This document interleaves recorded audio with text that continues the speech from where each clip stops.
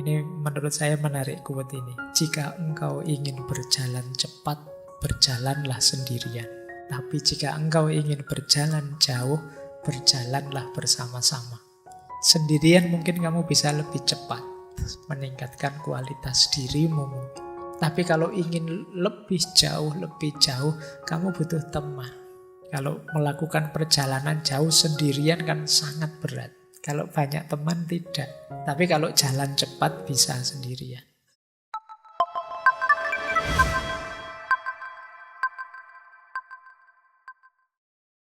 Nah, sekarang ayo dievaluasi kebersamaan ini.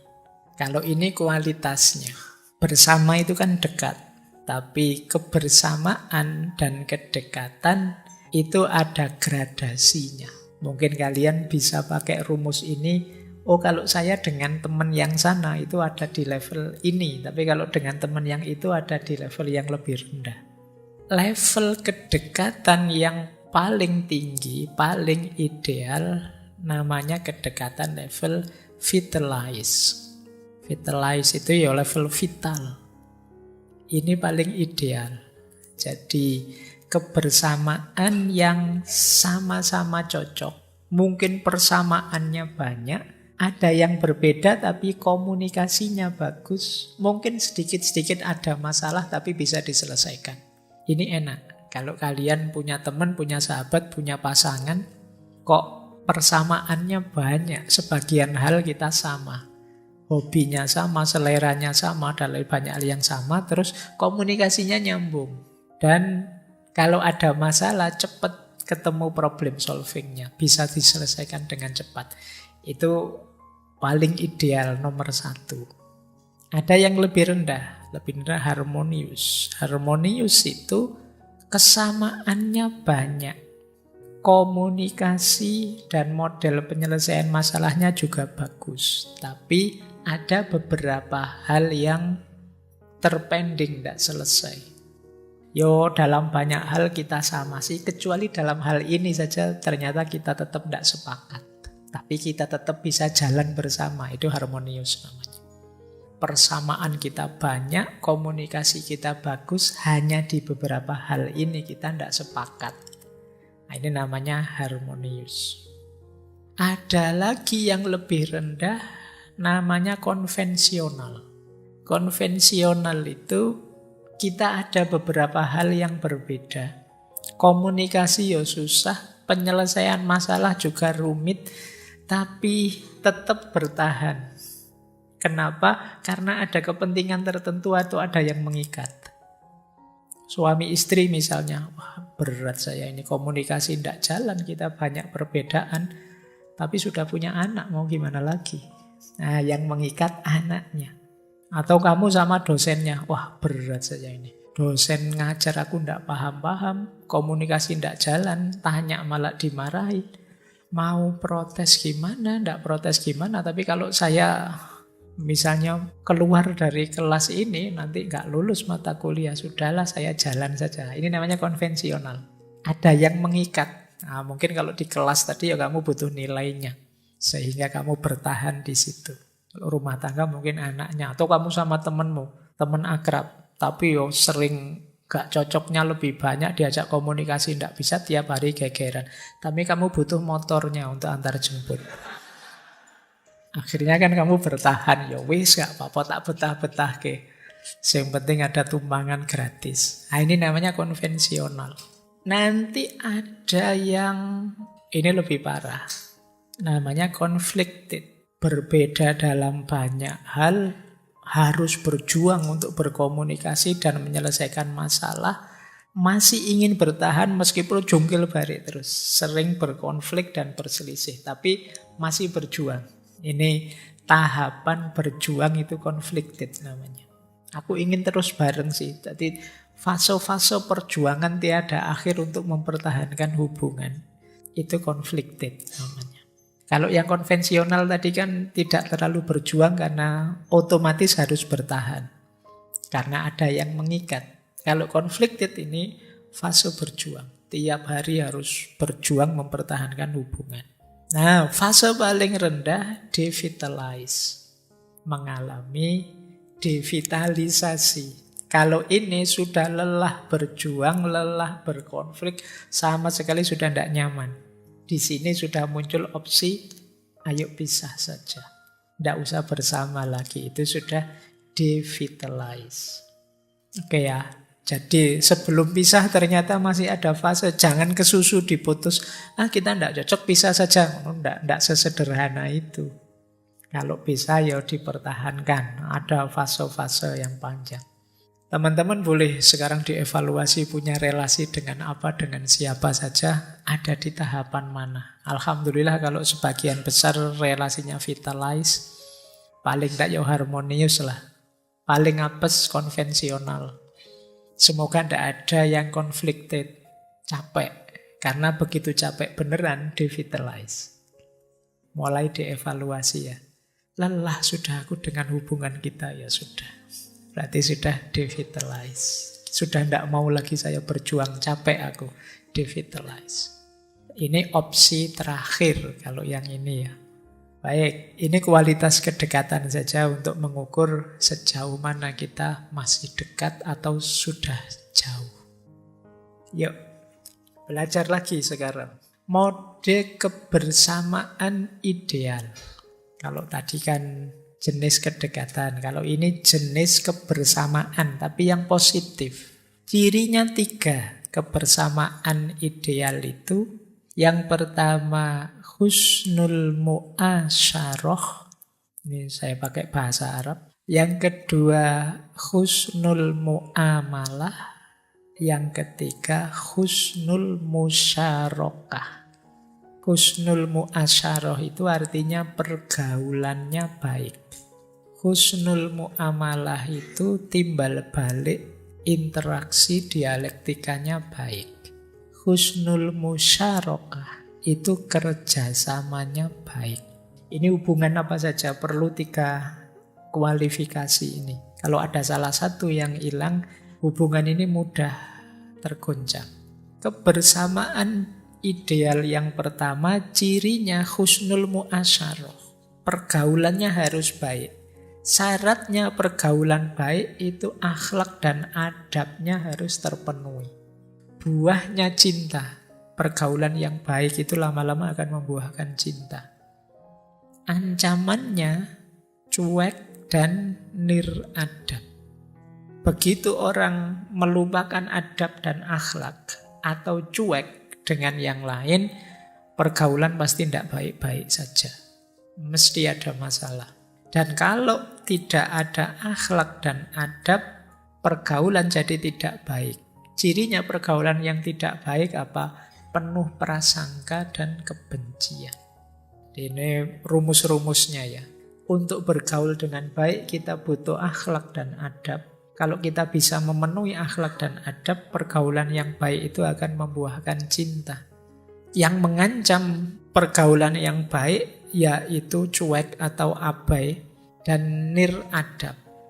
Jadi kalau bergaul lupa dengan akhlak, lupa dengan tata krama. Pengabaian dan niradab itu biasanya akan melahirkan prasangka dan kebencian. Pikiran-pikiran yang negatif terhadap pasangan kita. Ini syarat pertama. Kalau sudah sukses bisa bergaul dengan baik, kita harus lanjut berinteraksi, bermuamalah dengan baik. Syaratnya apa muamalah dengan baik itu? Pemahaman dan komitmen. Pemahaman itu mutual understanding tadi, saling memahami. Dan komitmen, aku hanya ingin yang baik saja untuk dirimu. Aku ingin melakukan yang baik saja untuk dirimu. Buahnya apa? Persatuan, kompak, kedekatan. Jadi interaksi yang baik karena diawali dari niat baik untuk berkomitmen dalam kebaikan. Pada akhirnya kita tambah dekat, tambah kompak, tambah bersatu. Jadi kalau ingin membangun persatuan kita perlu husnul mu'amalah. Untuk bisa husnul mu'amalah syaratnya husnul mu'asyarah. Ini relasi bisa berdua, bisa bertiga, bisa relasi seluruh bangsa. Ini syarat-syaratnya. Ancamannya apa? Ancaman itu kalau kita melakukan ini ya husnul muamalahnya gugur egoisme. Hanya mikir kepentingan kita sendiri. Hanya mikir kebutuhan kita sendiri, tidak kita pikirkan yang lain. Yang bermuamalah dengan kita. Itu akan gugur muamalah yang baik. Hasilnya apa kalau kita egois? Perpecahan dan konflik. Kalau teman-teman hari ini merasa, Pak, rasanya kita itu diambang perpecahan, kok banyak sekali konflik. Coba dilacak ke belakang. Apakah pergaulan kita selama ini sudah baik? Kok interaksinya tidak baik, melahirkan perpecahan? Dengan syarat-syarat yang di atas tadi. Sudahkah kita berakhlak, beradab? Sudahkah kita saling memahami dan berkomitmen untuk melakukan kebaikan? Kalau interaksi kita sudah baik, baru kita bisa melakukan yang ketiga. Husnul musyarakah. Kerjasama yang baik. Kalau sudah bersatu, kompak, baru bisa produktif. Kalau tidak kompak, jangan berharap bisa produktif. Karena yang terjadi mesti konflik. Tabrakan kepentingan, perpecahan. Nah, kalau sudah husnul muamalah yang buahnya persatuan, kita akan bisa husnul musyarakah. Syaratnya apa husnul musyarakah ini untuk bisa kerjasama yang baik? Syaratnya jujur dan bisa dipercaya. Jadi, kalau tidak jujur, tidak mungkin kita bisa bekerja sama dengan baik. Kalau tidak bisa dipercaya, tidak mungkin kita bisa kerjasama dengan baik. Kalau kita bisa kerjasama yang baik, buahnya apa? Kekuatan. Kita tambah hebat, tambah dahsyat. Disinilah rahasia ikhtilafu ummati rohmah. Kita yang beda-beda itu kalau kompak bersatu terus kerjasama, jadi luar biasa. Jadi kuat kita. Ancamannya apa? Kebalikannya. Kalau tadi perlu kejujuran berarti kalau terjadi kecurangan, maka kerjasama akan bubar. Efeknya apa kalau curang? Ya, kalau tadi jujur buahnya kekuatan, kalau curang tentu saja buahnya kelemahan. Pengkhianatan dalam kerjasama. Baik, ini nanti silakan dibaca ulang ya, terus kita refleksikan. Untuk kebersamaan kita di level apapun. Sudahkah husnul muasyarah? Kalau sudah, apakah sudah naik level ke husnul muamalah? Kalau sudah, apakah sudah mampu melakukan husnul musyarakah? Inilah kebersamaan yang ideal. Di level apapun, kalau teman-teman punya organisasi, punya lembaga, itu perhatikan unsur ini. Kalau tidak, ya berat melanggengkan kebersamaan. Sementara kita sebagai manusia perlu kebersamaan itu. Oke, kita lanjutkan. Kalau ini kebalikannya. Kebersamaan yang merusak. Ya saya pakai istilah toksik ya. Teman-teman kan familiar dengan istilah toksik itu hari ini. Punya teman yang toksik, punya sahabat yang toksik, punya pasangan yang toksik. Seperti apa sih kebersamaan yang toksik itu? Ini saya merangkum dari mana-mana, ketemunya ternyata banyak. Cirinya kebersamaan yang toksik. Berarti apa? Kok ada kebersamaan yang seperti ini, hindari. Inilah saatnya kita uzlah. Kenapa? Karena kebersamaan di circle kita ternyata merusak. Apa saja kebersamaan yang merusak itu? Yang pertama, kebersamaan yang egois. Tidak saling mendukung. A lack of support. Jadi kebersamaan itu hanya jadi jembatan untuk kepentingan sendiri. Nah itu toksik berarti. Tidak ada nilainya kebersamaan. Tidak ada yang mendukung kita untuk jadi lebih baik dari kebersamaan itu. Yang kedua, rivalry.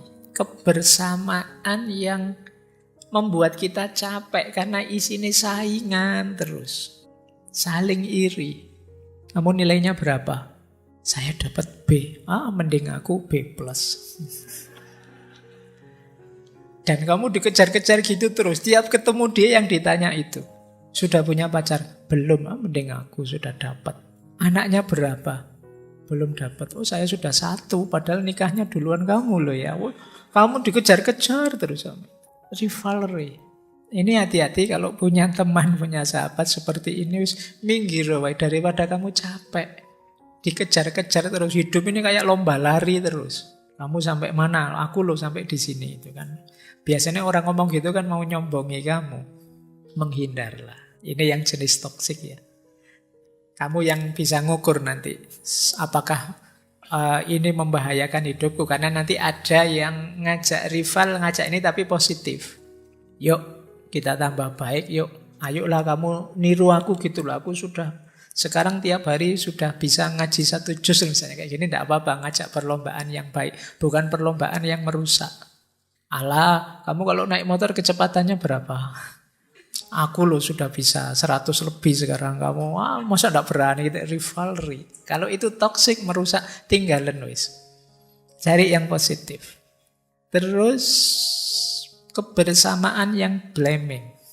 Blaming itu ya isinya misu-misu, mencela-cela, maki-maki, merendah-rendahkanmu, hindari saja. Tidak ada gunanya. Wong tadi dasarnya kebersamaan itu saling respect. Kok tiap kali bersama kamu dimarahi terus, dicela-cela terus. Kamu itu kurang soleh, kamu itu. Jadi orang itu mbok yo yang tawaduk gitu loh. Jadi orang kamu repot terus dimarahi terus. Jadi kamu pengen jadi orang baik malah nggak jadi. Karena digituin terus. Nah kalau sampai level itu tinggalan. Itu namanya sudah toksik. Kemudian kebersamaan yang diktatorship. Kamu diatur terus, diarah-arahkan terus. Jadi kamu harus begini loh, kamu harus begitu loh. Masa gitu aja ndak bisa gini loh. Itu capek kamu tiap hari digituin. Controlling behavior. Tinggal saja kalau ada kebersamaan yang seperti itu. Kemudian kebersamaan yang disrespect. Tidak menghargaimu. Tadi ciri-ciri penghargaan sudah ya. Berarti lawannya itu, berarti disrespect. Tidak mau minta maaf, inginnya menang sendiri, dan lain sebagainya. Itu tidak menghargaimu. Maka itu jenis toksik. Kemudian kebersamaan yang dishonesty. Tidak jujur. Ngapain bersama orang yang tiap hari membohongi kita. Atau gaslighting. Gaslighting itu memanipulasi kita untuk kepentingannya. Jadi kita hanya alat baginya untuk kepentingannya. Kita hanya jadi gojeknya yang diminta tiap hari nganter. Kita hanya jadi tukang pijetnya kalau pas kita capek. Kita hanya jadi juru tulisnya kalau kita butuh nulis. Kita dimanfaatkan terus, dimanipulasi terus. Toxic. Tinggal saja kamu tidak berkembang di situ. Hostility kalau ini jelas ya. Penuh kebencian. Jealousy. Sahabat, teman, kebersamaan yang isinya kecemburuan, iri, dengki. Ini membahayakanmu. Apalagi orang dengki, orang hasut. Orang hasut itu dia tidak tenang hidupnya sebelum kamu susah. Kok enak temanku santai-santai, diprank biar susah. Nah, itu jealousy, kamu hati-hati dengan orang yang iri dan dengki padamu. Atau orang yang passive aggressive behavior. Jadi orang yang menyerangmu terus, menekanmu terus. Atau poor communication, tidak bisa diajak komunikasi. Ngotot terus. Kalau ngomong tidak bisa nego. Itu berat. Mesti kamu capek meladeni yang begitu. Dan yang terakhir, stres. Tiap dekat dia stres saya pak. Tiap bareng dia stres saya pak. Ya wis minggiro ngapain kamu ladeni. Jadi itu kebersamaan yang toksik. Ayo ya sekarang kamu cek. Mungkin waktumu selama ini banyak habis untuk yang seperti ini. Meladeni ini. Eman-eman. Cari kebersamaan ideal tadi. Hindari kebersamaan yang toksik ini. Akan sangat berat buat hidup. Jadi kalau ketemu Pak, circle saya kayak gitu semua, yus uzlah wae. Kalau diajak kemana-mana sama teman, ayo nongkrong, aku lagi uzlah. Sudah. Baik, kita lanjutkan.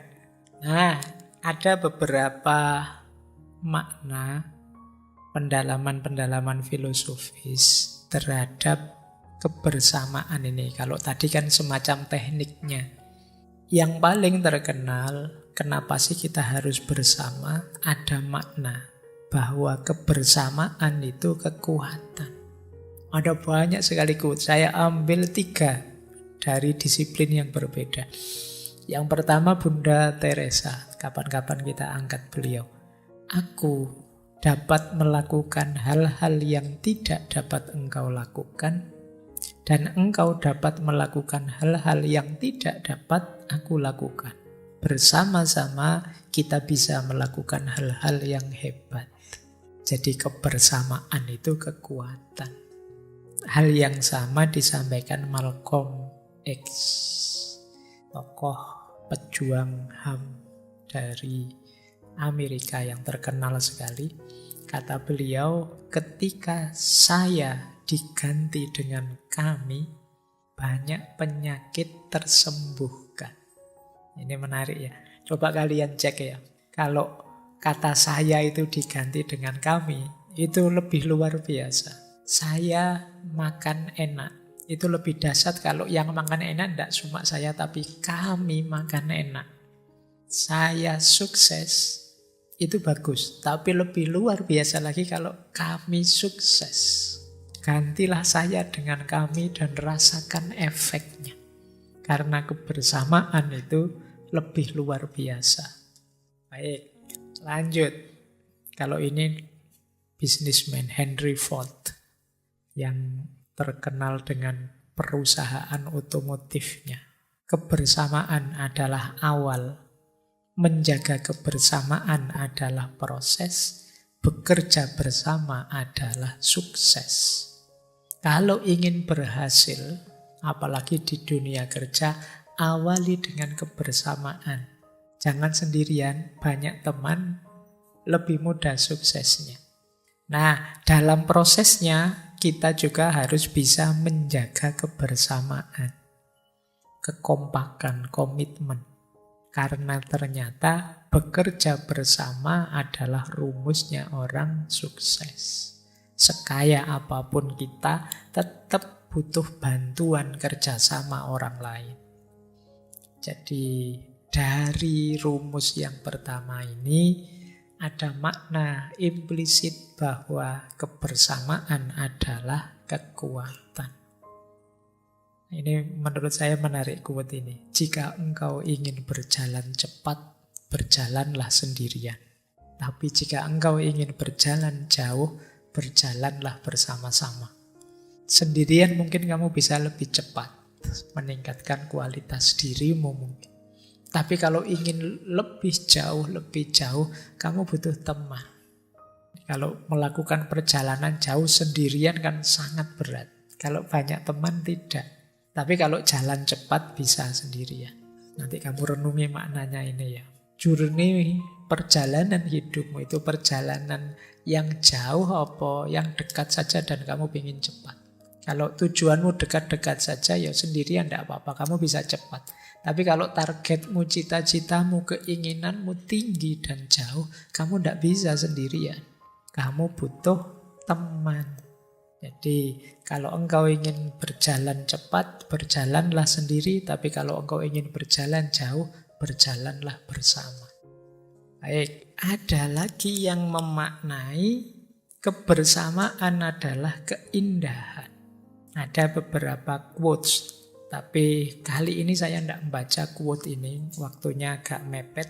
Intinya begini, coba dilihat teman-teman, fenomena orang saling menyayangi, orang saling membantu, orang saling mengasihi, itu indah. Kalau ada orang membantu yang lain, orang bekerja sama, itu indah. Kita melihatnya kadang terharu. Kalau lihat orang bermusuhan, orang saling maki-maki, kita kan melihatnya juga capek, lelah, tidak senang. Jadi kebersamaan itu estetik, indah. Kekompakan itu indah. Wong sepak bola aja salah umpan kita jengkel. Itu loh. Kalau bisa tiki-takanya enak kan kita senang. Jadi kebersamaan itu indah. Makanya di salah satu quote itu ada quotes-nya Khalil Gibran, biarlah ada ruang dalam kebersamaanmu seperti setiap dawai kecapi yang menari sendiri meski bergetar dengan alunan musik yang sama. Ini yang kita sebut harmoni. Kita yang bisa apa, dia yang bisa apa, mereka yang bisa apa, bareng-bareng sesuai keunikannya masing-masing, menghidupkan harmoni dan kita melihatnya indah. Jadi kebersamaan adalah keindahan. Terus kebersamaan juga bermakna keutamaan hidup. Kalau ini saya ambil semuanya dari Imam Ghazali dalam Ihya. Kenapa bersama yang lain itu lebih utama? Yang pertama, kita bisa saling belajar. Kalau kita sendirian terbatas, tapi begitu banyak orang, ilmu yang kita dapat lebih banyak. Dia bisa IPA, matematika, fisika, biologi, saya ngertinya filsafat. Bareng-bareng kita saling belajar dan kita semua dapat 5 bidang sekaligus. Lebih mudah saling belajar. Yang kedua, kita bisa saling memberi manfaat, tidak hanya ilmu. Kalau tadi saling belajar kan berarti ilmu. Tapi ini kita bisa saling memberi manfaat. Mungkin tenaga, mungkin sekedar hiburan kata-kata, mungkin bantuan doa dan lain sebagainya. Saling memberi manfaat. Yang ketiga, latihan sabar. Kalau kita sendirian, kesabaran kita tidak teruji. Coba bareng orang lain, kita bisa ngetes, melatih sabar. Ini punya teman sejak tadi nerocos saja, latihan sabar. Loh, kamu dapat hikmahnya sekarang. Ini teman kok tiap hari menyakitiku terus, latihan sabar. Itu kalau tidak bareng orang lain tidak ada. Kamu uzlah tidak ketemu latihan sabar itu. Latihan sabar dalam kebersamaan, termasuk menghidupkan cinta dan kelembutan. Cinta, kasih sayang, kelembutan itu kan perlu objek yang dicintai, yang disayangi. Lah kalau kamu sendirian mau menyayangi apa? Menyayangi Allah, Pak. Ya lambemu dok. Ya kan? Kayaknya kan kita begitu. Koyok makomnya wis dhuwur-dhuwur padahal belum. Latihan pelan-pelan lewat menyayangi makhluknya. Menyayangi makhluknya saja belum mampu. Kamu sudah mengklaim menyayangi Allah penciptanya. Gimana kamu bisa menyayangi penciptanya yang kamu benci sama yang diciptakan olehnya? Maka latihan menyayangi sesama itu bagian dari keutamaan, kata Imam Ghazali. Dan kata Imam Ghazali ada banyak peluang pahala. Sholat jamaah, kalau kamu mau uzlah tidak bisa mau jamaah sama sopo. Loh saya kalau sholat makmumnya jin-jin banyak loh Pak. Ya pokoknya ngomel pokoknya kamu itu. Sedekah tetap dalam hidup bersama, mengunjungi yang sakit, takziah dan lain sebagainya. Ada banyak keutamaan dan kemungkinan memperoleh pahala dalam kebersamaan. Terus dalam hidup bersama kita bisa belajar rendah hati, sederhana. Kata Imam Ghazali, kebalikannya orang yang hidup menyendiri lebih terancam dengan sifat sombong dan merasa tinggi. Ini orang sudah rusak semua. Saya yang menyendiri, yang uzlah ini loh, yang paling bersih. Itu paling gampang masuk virus sombong itu.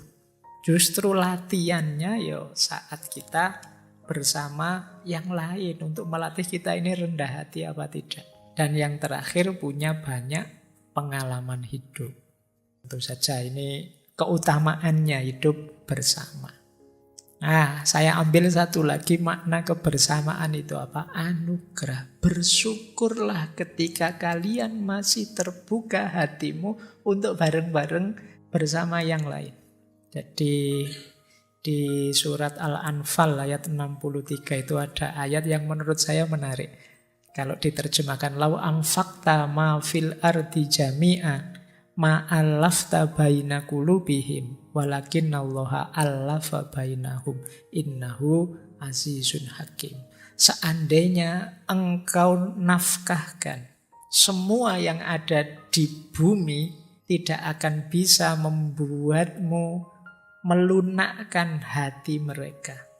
Tetapi Allah lah yang melunakkan mereka. Karena Allah Maha Agung dan Maha Bijaksana. Jadi ayat ini menegaskan orang itu bisa saling berinteraksi, rukun, saling berkasih sayang. Awalnya karena memang Allah yang menganugerahi kelembutan hati. Jadi kalau teman-teman, wah teman saya banyak Pak, tidak sempat uzlah, tidak apa-apa. Keterbukaanmu, kelembutan hatimu untuk hidup bersama dengan yang lain itu bagian dari anugerahnya Allah. Bahkan kalau Allah tidak menghendaki hatimu lembut terbuka untuk sesama, meskipun engkau membiayainya dengan semua yang ada di bumi, tidak bisa hatimu lembut terbuka. Jadi hakikatnya kebersamaan antara lain anugerahnya Tuhan, anugerahnya Allah. Berarti bersyukurlah kita yang masih bisa bermasyarakat, berkasih sayang dengan sesama. Satu lagi terakhir. Ini ada beberapa variasi khusus dalam kebersamaan. Variasi khusus ini memahaminya harus khusus. Ada yang negatif, ada yang positif. Yang pertama yang negatif ada namanya egois. Egois itu hidup bersama tapi yang dipikir dirinya sendiri saja. Tidak bisa disebut bersama meskipun mungkin secara fisik bersama. Ini negatif. Negatif yang kedua altruis. Seorang altruis itu hidup bersama tapi dia sama sekali tidak mikir dirinya, yang dipikir orang lain terus. Ini juga negatif. Karena we itu tidak cuma you, tapi juga I. Kalau orang hanya mikir kepentingan orang lain, tidak mikir kepentingannya sendiri, sehingga dia susah, sulit, sengsara, hakikatnya we gagal. Kan ada orang yang hidup berkorban demi yang lain. Dulu pernah kita kaji ini, orang-orang altruis. Ini juga variasi negatif. Ada lagi kebersamaan kompak sih, tapi dalam kejelekan. Persengkongkolan, kolusi, itu kan jelek. Makanya ada quote-nya John Trapp itu, unity without verity is no better than konspirasi. Kesatuan, kekompakan tanpa kebajikan itu tidak lebih baik daripada konspirasi. Saya kompak loh Pak, saya rukun dengan teman-teman dalam hal membohongi dosen misalnya. Nah, ini kan negatif. Kompak sih, kebersamaan sih, tapi negatif.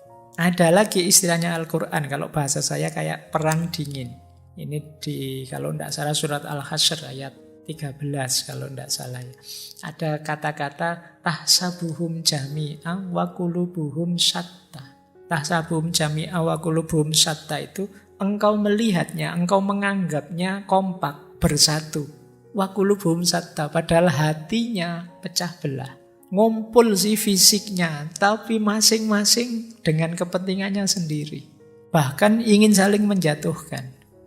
Ilustrasi paling sederhana kayak orang main judi yang ngumpul bareng itu loh. Judi kartu bareng. Itu kan ngumpul orangnya. Tapi kan masing-masing ingin saling menaklukkan. Ngasih tahu yang lain aja nggak mau, kartunya sendiri. Pokoknya saya harus menang, yang lain harus kalah semua. Semuanya ingin saling membunuh, ingin saling mengalahkan. Tahsabuhum jami'an wa qulubuhum syatta. Ini kebersamaan yang negatif. Ada lagi variasi khusus yang lain yang ini menurut saya positif. Dua-duanya saya ambil dari budaya Jawa. Yang pertama ada istilah topo tapi ngerame. Uzlah, zuhud, tapi di tengah keramaian. Meskipun bersama orang lain tapi jiwaku jiwa yang zuhud. Ini namanya istilahnya topo ngerame. Bersama yang lain sih, tapi aku tidak terpengaruh dengan yang lain. Ini istilahnya topo ngerame. Ini variasi khusus dari kebersamaan. Kalau kemarin kan kita bedakan secara pasti, ini uzlah, ini ikut berbaur. Tapi ada orang yang berbaur tapi batinnya uzlah. Itu kalau dalam istilah Jawa namanya topo ngerame. Atau orang yang tenggang rasa tepo seliro. Tenggang rasa tepo seliro itu mungkin tidak bareng secara fisik, sebenarnya bareng tapi demi tatanan, demi adat istiadat ya kadang-kadang harus menenggang rasanya yang lain. Tidak kelihatan kompak tapi sebenarnya kompak. Demi tepo seliro. Memang ada adat dan tradisi yang harus saya ikuti. Jadi saya rasanya berjarak dengan dia tapi sebenarnya tidak. Unggah-ungguhnya memang begitu. Misalnya sama orang tua kalau jalan harus menunduk, kemudian ketemu cium tangan, duduknya agak merendah dan lain sebagainya. Ini kan rasanya ada jarak, tapi tidak, sebenarnya masih kompak, hanya saja memang aturan dan unggah-ungguhnya begitu. Ini yang disebut variasi khusus. Yo, ini nanti setiap tema sebenarnya bisa dibahas satu-satu, variasi khusus dari kebersamaan ini. Baik, saya kira itu ya materi untuk malam hari ini tentang kebersamaan.